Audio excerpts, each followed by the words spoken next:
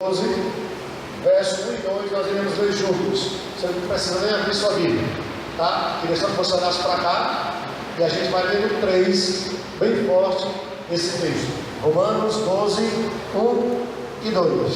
Vamos lá no 3, 1, 2, 3.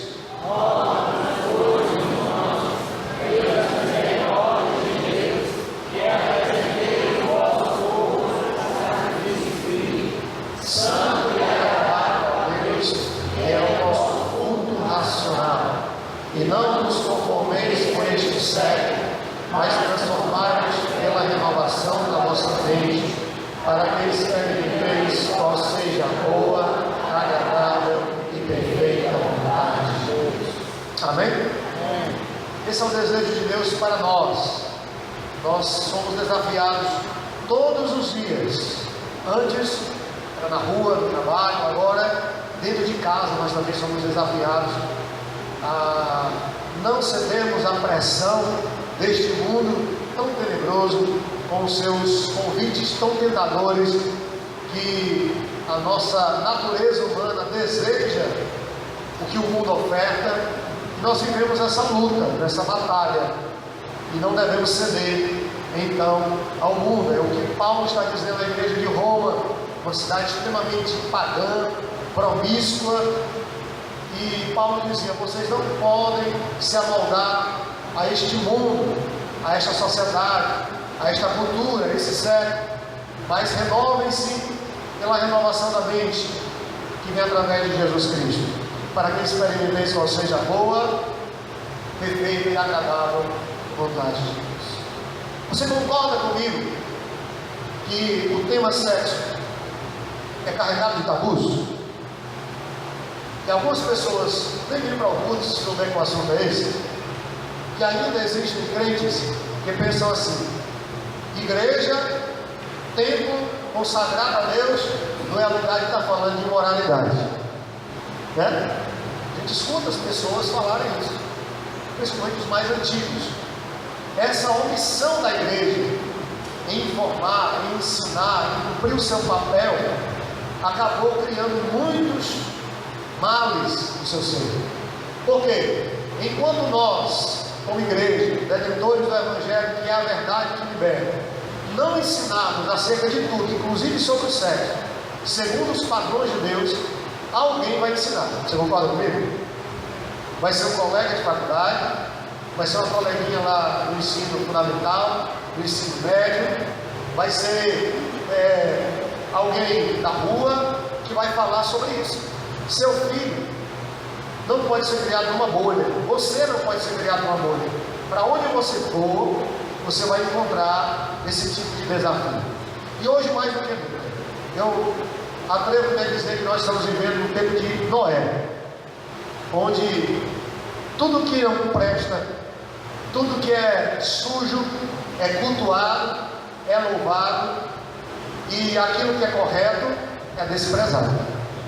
Nós aqui somos os extraterrestres. Eles fazem tudo que a carne e o mundo oferece. Nós aqui somos os extraterrestres, porque nós não nos amoldamos a essa forma, não entramos nesse sistema. Estamos aqui no mundo, mas não podemos deixar que o mundo dite a nossa forma de viver. Mas é um assunto, sim, que está carregado de tabus, e tem muita gente que prefere não falar. Vou fazer só uma pergunta aqui: quantos casais ou quantos casados nós temos aqui nessa noite? Número bom, né? Quem de vocês, marido, mulher, ou pai ou mãe, em algum momento da sua vida chamou seu filho, você que é pai, sua filha, você que é mãe, ou você que é pai, sua filha, ou você que é mãe, seu filho, para falar sobre sexo? Quem já fez isso? Olha como diminuiu as mãos. Por quê? Porque nós temos dificuldade em falar sobre isso. Primeiro, nós temos vergonha do nosso pai, da nossa mãe. E a nossa mãe e o nosso pai têm mais vergonha ainda de tocar no assunto. Então o que acontece? Os jovens se casam sem nenhuma orientação sexual, sem nenhum apoio.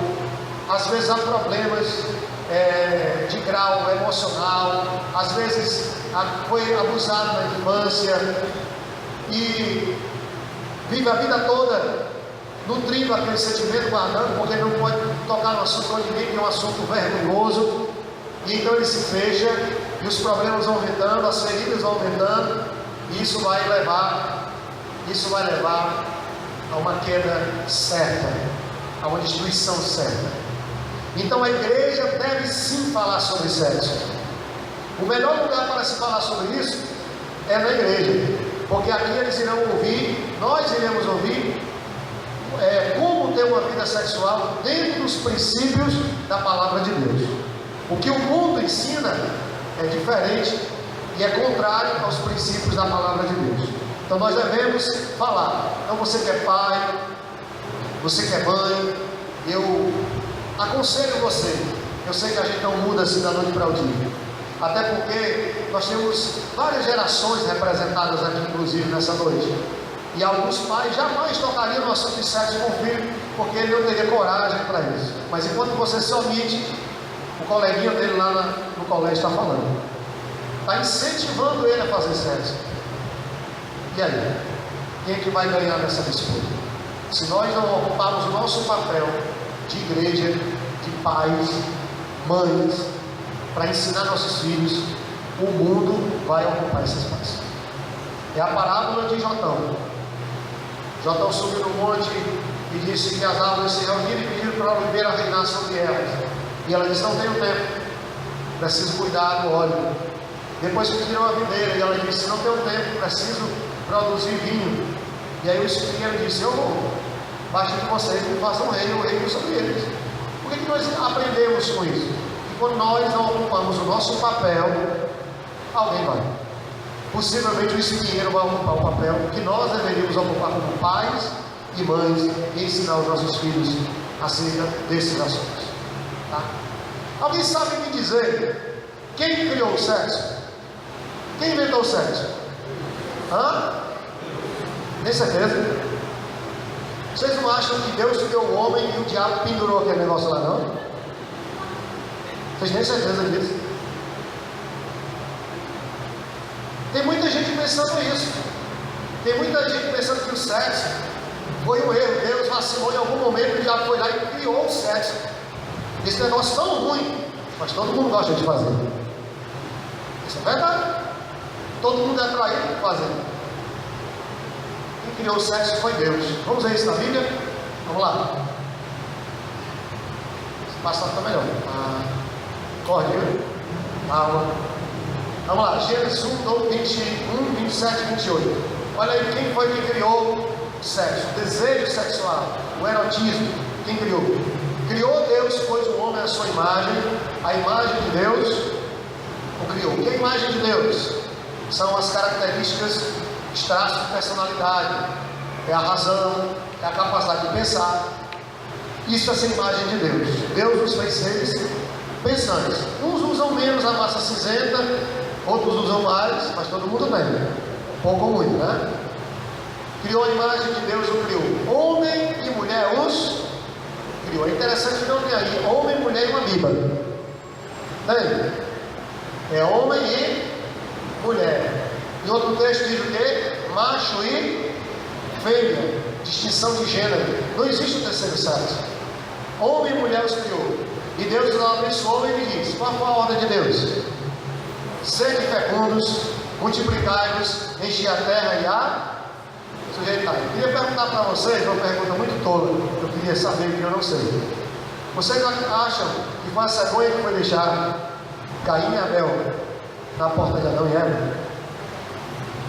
Não foi. Caim e Abel nasceram através do ato sexual natural entre o homem e a mulher, abençoado pelo matrimônio e pelo casamento. Foi Deus que criou o desejo sexual. E alguns biólogos dizem que o êxtase sexual é uma força que não se dá para medir. Tamanha a força do êxtase espiritual. É como se fosse uma bomba de metal. Assim é o desejo sexual. Tá? Então, quem criou o sexo foi Deus. Tá? Outro texto está lá em Gênesis 4:1. Coabitou o homem com Eva, no caso Adão, sua mulher. Esta concebeu e deu à luz a Caim. Então disse: adquiri um varão com auxílio do Senhor. Então não foi o diabo que criou o sexo. Deus, em algum momento, deu uma cochilada, o diabo foi lá e inventou esse negócio tão complicado que é sexo. E aí a raça humana está do jeito que está por conta disso. Quem criou foi Deus. Agora, por que Deus criou o sexo? Qual era o propósito de Deus quando Ele criou o sexo, o ato sexual? Nós temos aqui alguns propósitos à luz da Bíblia. O primeiro deles é a perpetuação da espécie humana. Eu estava assistindo há um tempo atrás o programa do jogo, agora eu não assisto mais porque eu mais cedo, mas estava lá um homossexual e ele falou uma coisa que me enojou e eu desliguei a TV na hora do filme. Ele disse: nós não temos nada contra os heterossexuais, pelo contrário, eles têm que ser mesmo para fazer filhos, para que possam se relacionar com a gente.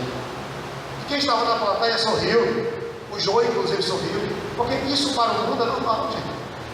Anormal somos nós. Isso é uma normalidade absoluta para o mundo. Então, o objetivo do sexo é a perpetuação, um dos objetivos é a perpetuação da espécie humana. Através do sexo é que a raça humana não é extinta. É bem verdade que tem algumas irmãs que pegam essa ordem só para elas, né? Tem 20 filhos, 25, alguns 5. Eu conheço uma senhora de seus 90 anos e ela teve 22 filhos. Ela fez essa ordem de Deus, crescer e multiplicar. Só que ela achou que era só para ela, mas era para todas as mulheres, né? Tá bom? Então, o objetivo do sexo é esse: é que haja a perpetuação da raça humana. O homem não seja aniquilado, não seja exterminado. Isso não só no meio dos homens e mulheres, mas também no meio dos animais. Tá? O objetivo também do sexo é a satisfação. E aí nós temos um problema sério, porque até hoje o catecismo da Igreja Católica botou lá para esta Bíblia direitinho, botou na dificuldade de São Sul. Está tranquilo? Tá? Porque é que eu suba. Só pode ser o Marco Luciano. Vou para lá, tá certo.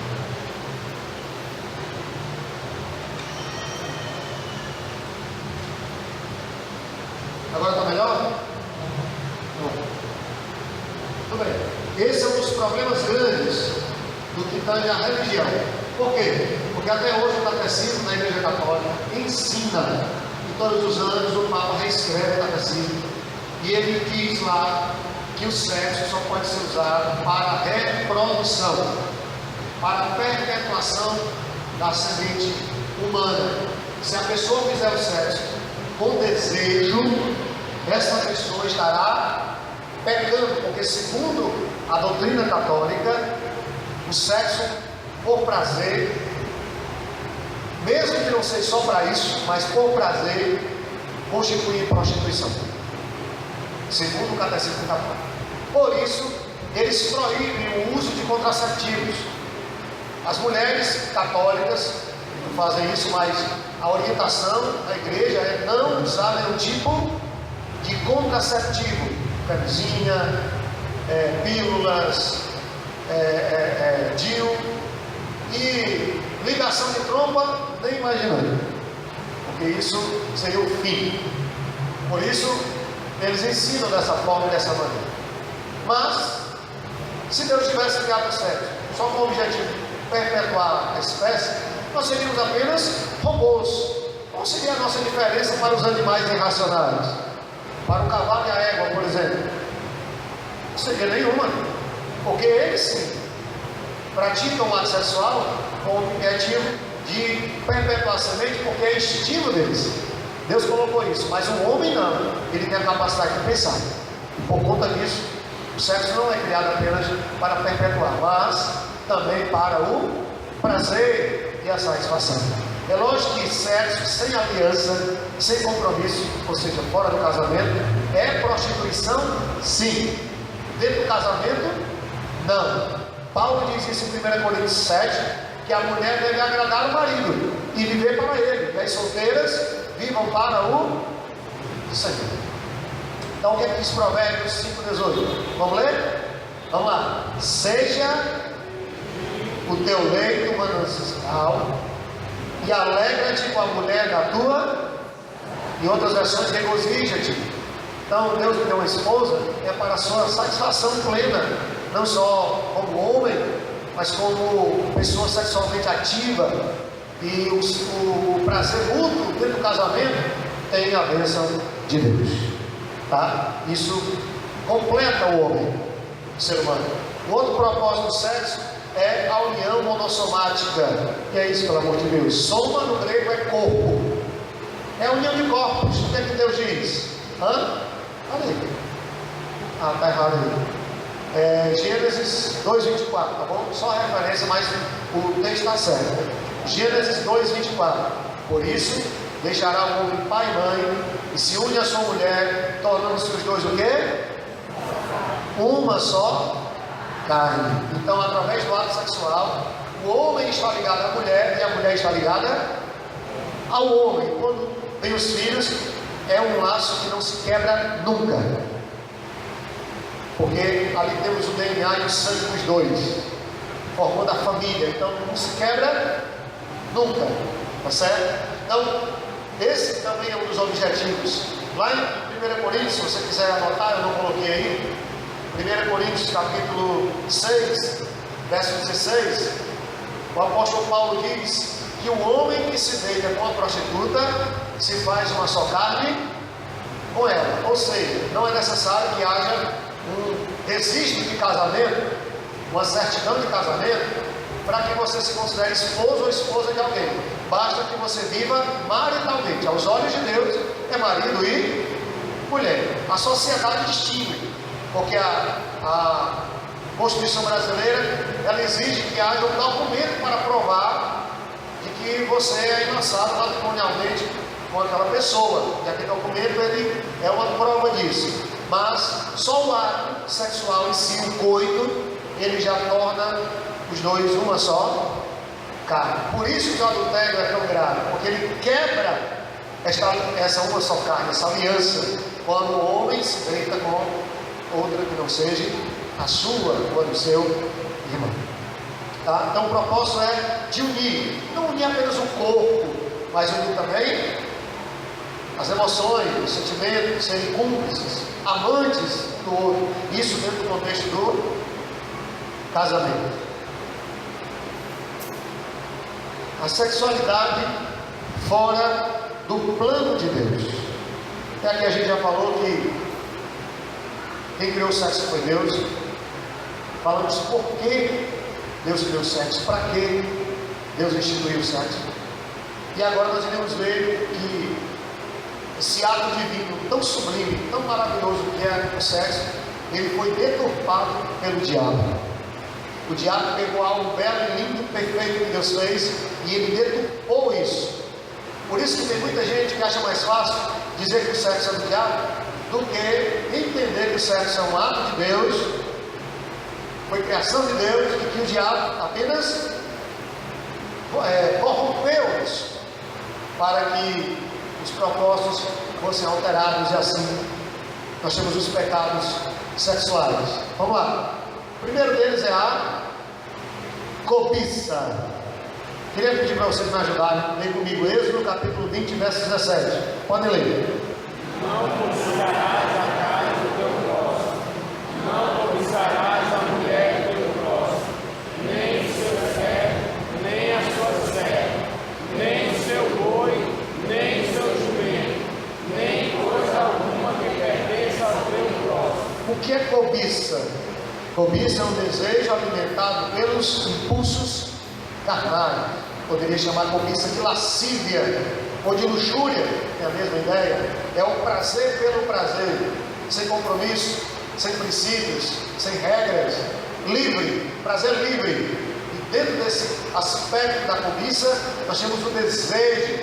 Né? E Tiago ele fala uma coisa muito séria. Eu queria convidar você a ler comigo, não está aí no projetor.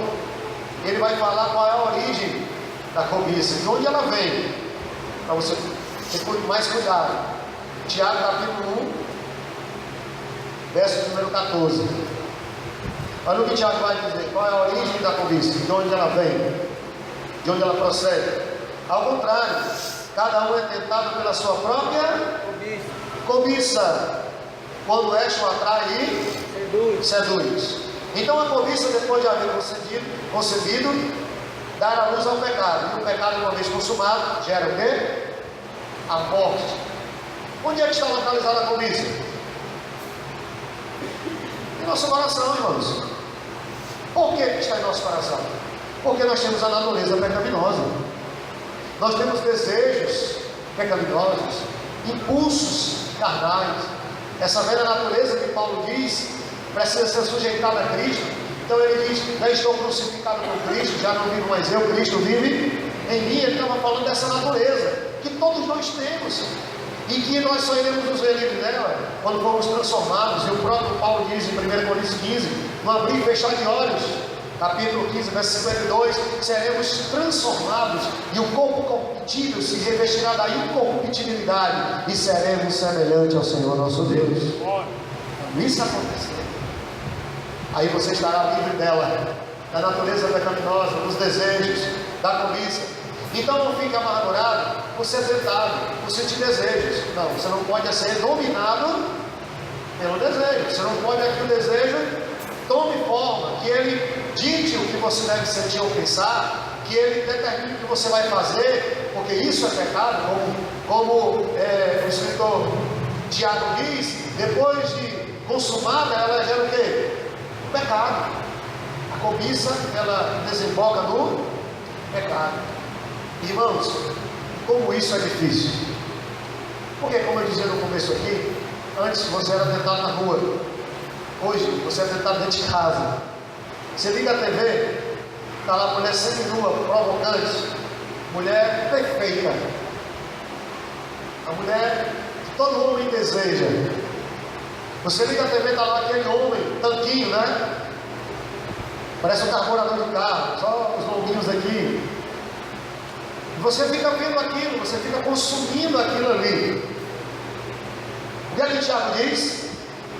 Vai chegar um momento que esse desejo, essa cobiça, ela vai dar resultado. Ela vai gerar o quê? Pecado. Você vai consumar o pecado, porque você alimentou a cobiça. Todos nós sofremos tentação, mas devemos dominar esses desejos, subjugá-los a Deus, para que Ele não nos domine. Então não alimente a sua cobiça. É muito perigoso. Certamente ela vai dar fruto, e o fruto é o pecado. Outro pecado sexual aqui na lista é o adultério. Êxodo capítulo 20, verso número 14. É muito grande esse versículo. O que é que ele diz? Não adulterarás. Não adulterarás. Pergunta, pastor, mas no Antigo Testamento houveram alguns homens de Deus que tinham mais de uma mulher. É verdade. Abraão teve 3, Sara, Agar e Ketura. Jacó teve 4, né? Lia, Raquel, Bila e Zilpa. E o pessoal disse que ele foi enganado porque ele não lia. E Davi teve 700, mas o campeão é Salomão, ele teve 1000. Está lá no livro de Cantares. Ele teve 1000 mulheres. Automaticamente ele tinha 1000 sogras. Não, isso eram as fossem irmãs, né? Isso não era pecado, não? Não. Vou explicar por quê. Lá no Antigo Testamento. Hoje é pecado e leva você pretinho, desculpa os irmãos mais tudo, no inferno. Mas por que não era pecado? Porque na lei judaica, adultério não era ter 1, 2, 3, 4, 5, 6 mulheres. Na lei judaica, adultério era você se deitar com a mulher do outro. Isso era que era adultério. Certo? Ter várias esposas, não era. Mas fazia parte do plano de Deus, gente, isso aí? Nunca fez. Se quisesse, Deus teria criado um Adão e 2 Evas. É assim? Deus criou um homem e uma mulher e disse: Deus os abençoe. Vocês serão uma só carne. Então, princípio de Deus para o casamento é que ele seja um casamento monogâmico entre um homem e uma mulher. Quando o homem casado, ele pratica sexo com uma mulher que não é sua esposa, ele está cometendo adultério. Isso quebra a aliança tripla. Primeiro com Deus, que é o legislador absoluto. Segundo com a esposa, que é aliançada com ele. E terceiro com o seu próprio corpo, que pertence à esposa, e ele deu ao desfrute com outra mulher e profanou ou defraudou o seu corpo, que não pertence a ele, porque a Bíblia diz que o corpo do marido pertence à esposa, e da esposa ao marido. Isso dentro de princípios divinos. Estou falando aqui na perspectiva que tem crentes aqui que conhecem a palavra. Meu marido não é crente, ele quer algumas coisas. Sim, você não é obrigado a fazer, porque você tem que submeter-se a ele no Senhor. Mas ele é crente, ele quer também. Foi quando ele criar vergonha na cara. Entrega ele para me dar um desagosto nele. Porque isso aí é leito profanado, é leito manchado, é prostituição. E isso não agrada a Deus. Dentro do casamento, dentro do leito conjugal. Ok? Fornicação. Gálatas capítulo 5, verso de número 19. Vamos lá? Vamos ler? Ora, As obras da carne são conhecidas que são prostituição, impureza, lascívia. a palavra impureza aí no grego é porneia, que significa vender-se baratamente. Praticar sexo por interesse, por motivos que não seja satisfazer o esposo, mas por dinheiro, por fama, por poder. Isso é muito comum, infelizmente. E essa palavra impureza, ela poderia ser chamada de fornicação, que é a prática sexual sem aliança, sem um compromisso de casamento. É um sexo sem compromisso, é um sexo descompromissado, apenas pelo prazer. E mesmo que a mulher não seja garota de programa, mas isso é prostituição também. Se for namorada, noiva e noivo, e vivem sexualmente ativos, é prostituição, porque você está defraudando um corpo que não pertence a você ainda, está quebrando uma aliança que Deus assinou, e você só terá direito ao corpo da esposa e a esposa do marido depois da aliança, do compromisso matrimonial. Prostituição. A prostituição aqui, ela se distingue no aspecto de alguém que é profissional do sexo. No Brasil, no Congresso, tramita um projeto de lei para profissionalizar a prostituição, como em alguns países como Holanda e outros países europeus que profissionalizaram a prostituição, porque eles alegam que as prostitutas não têm direito nenhum, não podem se aposentar, elas não têm benefícios, se ficarem doentes não morrer de fome, ninguém vai dar comida para elas, elas não vão poder exercer o seu ofício, que é a prostituição. Então há um projeto de lei que se tramita, onde o objetivo é esse: é legalizar a prostituição, como também legalizar a maconha, legalizar o aborto, legalizar o homossexualismo como homofobia, alguém que pensa contrário. Tudo isso tramita no Congresso. É uma realidade hoje no Brasil.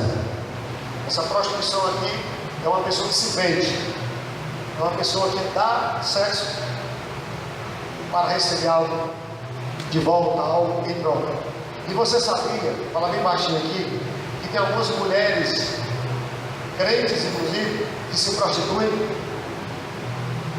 porque ela pegava o marido diz: não vou dar, não dá para comprar.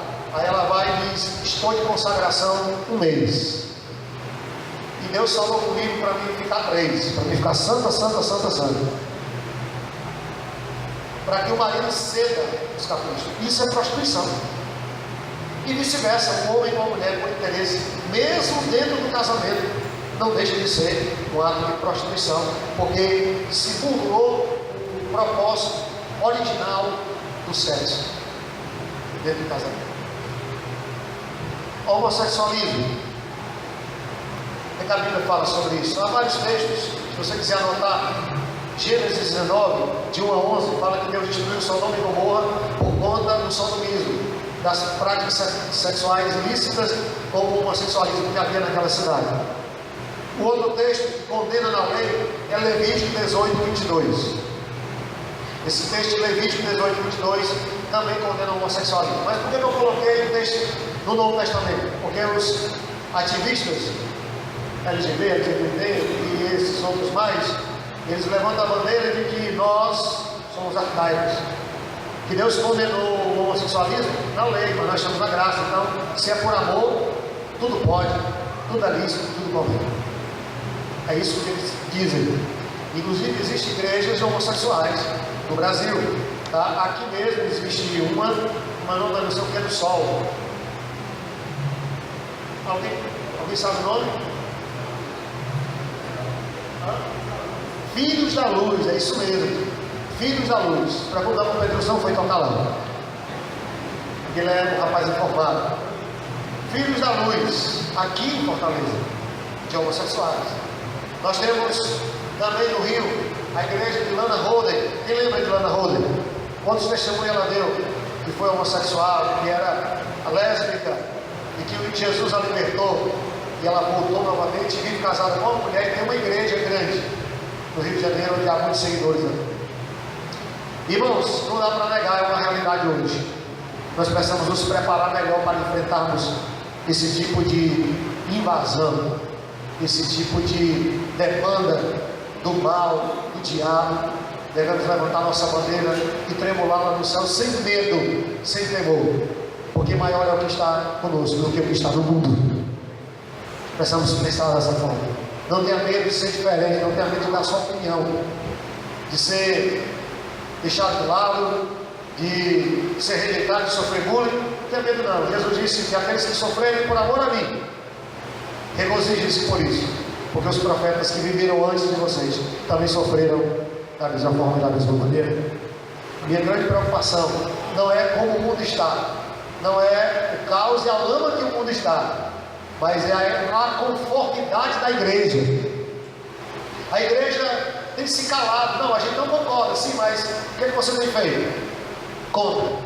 Não basta apenas você ter uma opinião formada sobre isso, você precisa fazer frente a isso quando houver oportunidade. Então, lá na sala de aula, na faculdade, eu sei que é difícil. Hoje as faculdades são anos de promiscuidade, onde a droga, prostituição, orgia, tudo que você possa imaginar existe em ambientes de universidade. Quem faz, quem estuda, sabe que eu não estou mentindo, não é verdade? Tem tudo que não presta lá. Se oferta droga, se oferta sexo livre, tudo. Orgia. Você não pode ter medo de ser diferente. Você precisa declarar que você é um discípulo de Jesus. Ah, mas eles vão excluir, não tem problema não. É melhor ser aceito por Deus e rejeitado pelos homens do que aceito pelos homens e rejeitado por Deus. Pornografia. Não. Pode passar. Não, masturbação agora. Masturbação. Por que a masturbação é pecado? Eu apenas listei 3 motivos. Mais uma vez eu vou dizer, não é só jovem que é viciado em masturbação, não. Tem homem casado e mulher casada que também é viciado. E os sex shops é que não me deixam mentir. Nós temos um irmão aqui na igreja que trabalha numa empresa de contabilidade, vamos dizer o nome lógico, e ele disse que um dos clientes, que não é mais, era um sex shop e é frequentado por todos, principalmente pelos casados. Jovem dificilmente vai no sex shop, mas os casados vão. É o famoso fetiche. Tá? Quando precisa de fetiche, é porque não há amor suficiente, porque o amor é suficiente em tudo e em todas as coisas. A Bíblia diz que ele é o vínculo da perfeição. Então o crente não deve se dar a fetiche, porque isso é imoralidade também. De alguma forma vai te corromper. Não entre nessa. É furada. Por que a masturbação é pecado? Primeiro, porque a lascívia é a sua fonte. Ninguém se masturba pensando numa porta. Que porta bonita aquela de ferro da Cairóis. Ah, eu estou emocionado com aquela porta. Ninguém. Todo ato de masturbação tem a cobiça, tem a orgia, tem a lascívia e tem a luxúria.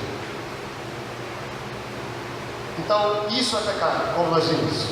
Masturbação é pecado também, em segundo lugar, porque o egoísmo é a sua manutenção. É o prazer solitário, homem e mulher. Deus criou homem e mulher para se realizarem e ser uma só carne pelo ato marital. E a masturbação, ela quebra isso, ela rompe isso. Por que tem muito homem casado ainda viciado em masturbação? Porque ele praticou a vida toda quando era solteiro, e quando se casou, a esposa ainda não satisfaz. Isso é uma realidade. Então ele vai para sites pornográficos, ele se masturba para se satisfazer plenamente, porque virou um vício, uma dependência, como crack, como álcool e assim por diante. E por último, se masturbar é pecado porque a culpa é seu resultado. Após a prática, todos se sentem sujos e envergonhados. Quem já praticou ou quem pratica, eu não estou aqui para te condenar, longe de mim, eu não sou perfeito também. Se eu não pratico esse tipo de ato, eu sou falho. Todos nós temos os nossos tendões de Aquiles para tratá-los. Mas, se você é viciado em masturbação, você sabe que depois do ato, depois do prazer, pelo prazer, você se sente sujo, imundo, envergonhado com Deus. E se você não se sente mais assim, eu tenho uma má notícia para lhe dar: o pecado já lhe consumiu, mas hoje Deus pode te restaurar. Você crê nisso? Quem crê que Deus pode restaurar? Amém. Qualquer seja o desvio sexual. E aí por último vem a pornografia, que eu deixei por último, já premeditadamente. Tá? O que a Bíblia diz sobre a pornografia? Marcos capítulo 6, verso 22 e verso 23. Vamos ler bem forte. Vamos lá, no 3. 1, 2, 3.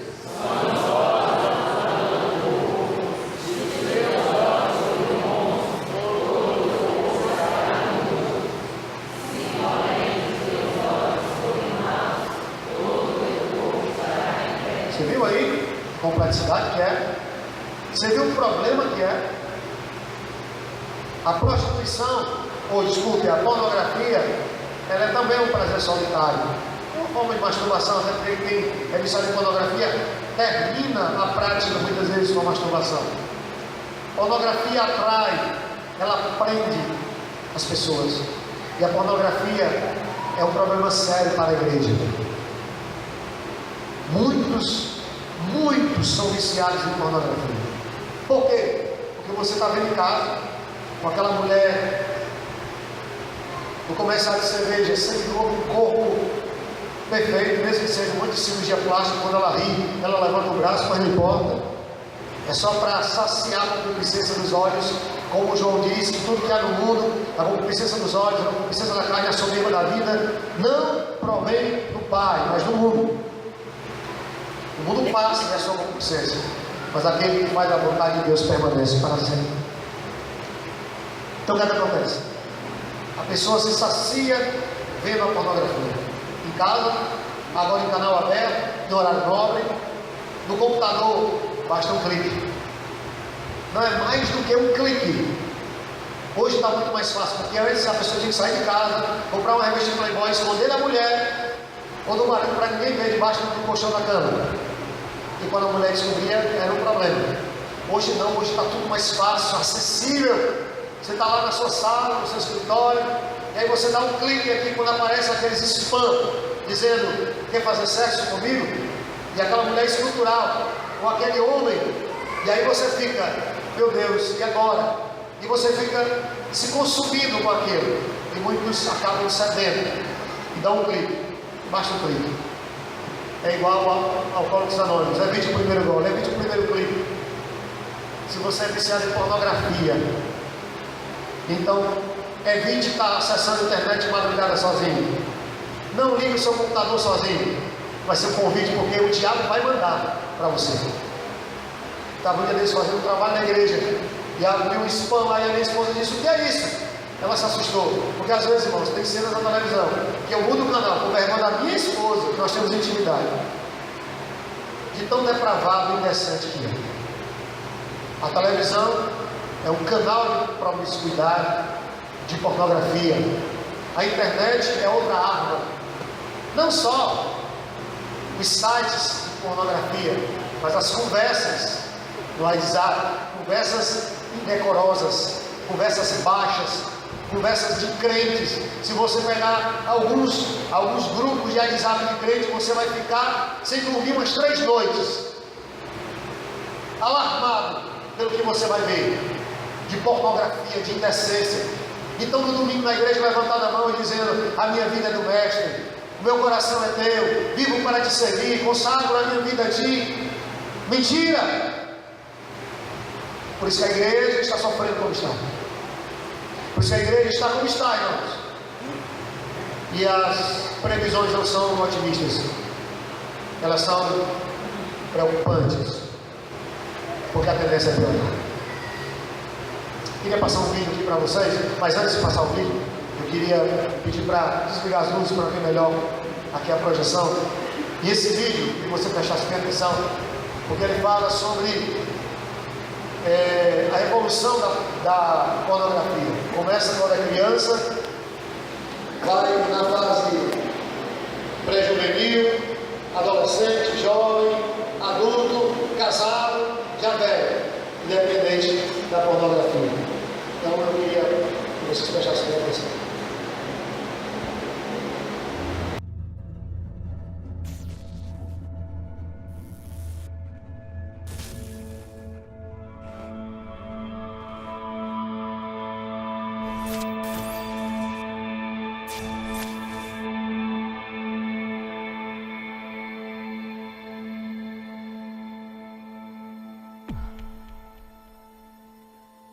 Hey. You doing your homework?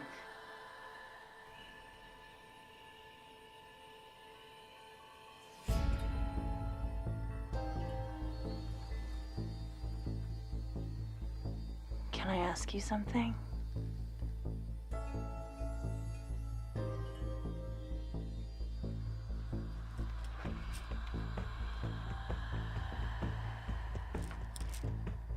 Do you think I'm pretty?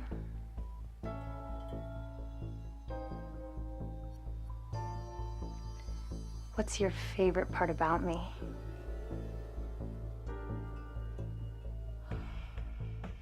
Do you want to see more?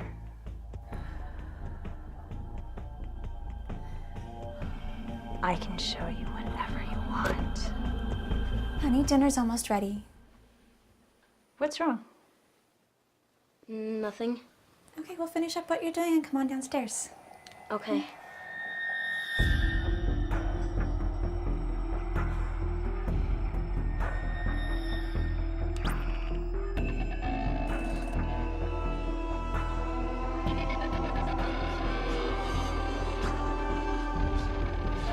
¿Qué es lo que estás viendo? Nada, es solo un programa de televisión. Oh, ok, voy a ver hasta la cena, ¿ok? Ok.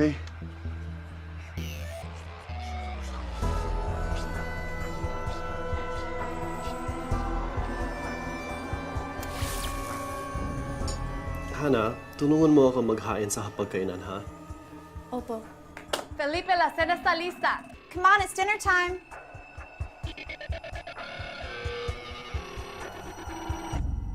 Dear Heavenly Father, thank you for keeping our family safe. And thank you for this delicious meal that you have so graciously given us. And thank you for keeping our family close and so full of love También for each para todos other. los abuelos que tenemos en la Thank you for familia, keeping your que daughter los Ashley. cuiden mucho. And thank Y you for también keeping que toda la gente que necesita ayuda, que los ayuden Dios. Y también para esta familia bien especialmente, Na binasbasan para niyo ako todos. ng En el nombre mapagmahal del na Padre, asawa at dalawang mabuting anak na pinagkaloob ninyo sa akin.